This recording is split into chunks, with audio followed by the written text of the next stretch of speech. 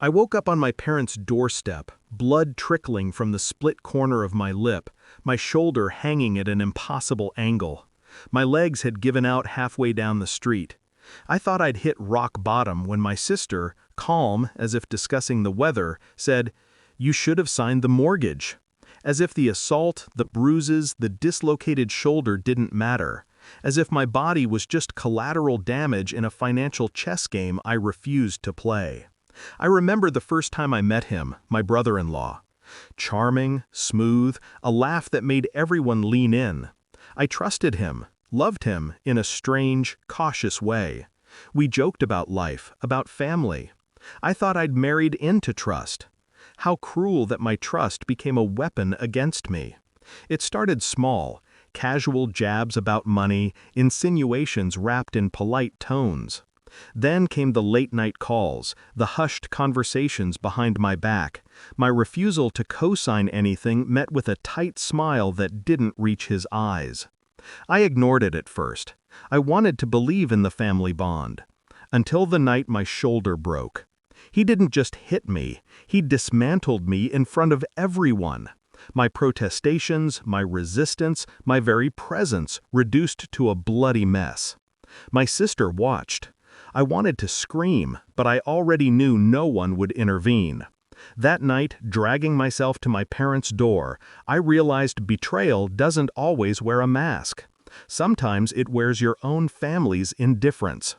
I could have reacted, yelled, cried, called the police from the steps, but I didn't, not yet.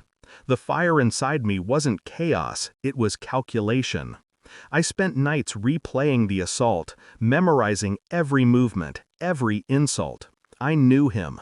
I knew his arrogance, his pride, the weaknesses he masked with charm. The first step was evidence: photos, messages, financial records. Every lie he had spun, every manipulation he had executed to cover debts, to shift blame, to corner me into signing that mortgage, I documented, methodically, quietly. I hired lawyers, discreet investigators, a few friends I could trust implicitly. I wasn't looking for pity, I was gathering proof. I was building inevitability. Weeks turned into months. Each encounter I had with him, I was calm, smiling, polite, disarming. Inside, I was a predator pacing a cage, waiting for the moment the trap would spring. I left crumbs, false trails, a sense of false security. He never noticed my silence wasn't fear, it was focus. The night of confrontation was quiet. We were at a family dinner, laughter and wine filling the room, my shoulders still stiff but healed enough to hold my posture. He bragged, as usual, about his cleverness, about how everyone else had underestimated him. I listened, calculated, and when he laughed at a joke, I let it linger, then subtly handed the envelope across the table to my sister, whose eyes widened as she read it. Inside were copies of every transaction, every hidden account, every lie tied to that mortgage. The police report, already filed weeks ago, outlined the assault, the threats, the coercion. The financial auditor's notes dissected his manipulations down to the last cent. And my sister, silent, pale, shaking, finally understood her role in the betrayal she had normalized. He froze. His arrogance faltered. Every eye in the room followed his crumpling composure.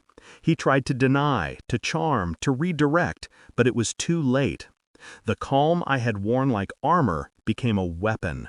He realized, too late, that his empire of control had been a house of cards, meticulously dismantled by the one he thought powerless. I didn't gloat. I didn't shout. I let him drown in the collapse of his own making. The police took statements. The auditors finalized reports.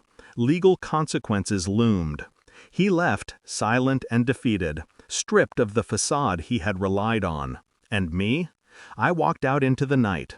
The city lights were harsh, but they felt like truth. My shoulder throbbed, my face a map of the night's violence, but I was free. Not triumphant in vengeance, but in clarity. Justice wasn't the moment of attack, it was the quiet orchestration of inevitability. I had been broken, bloodied, betrayed. Yet, in the end, it was the patient mind that conquered, not the rash heart.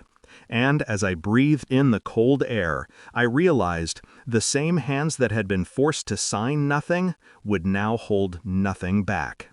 Betrayal was loud. Revenge, when mastered, was silence.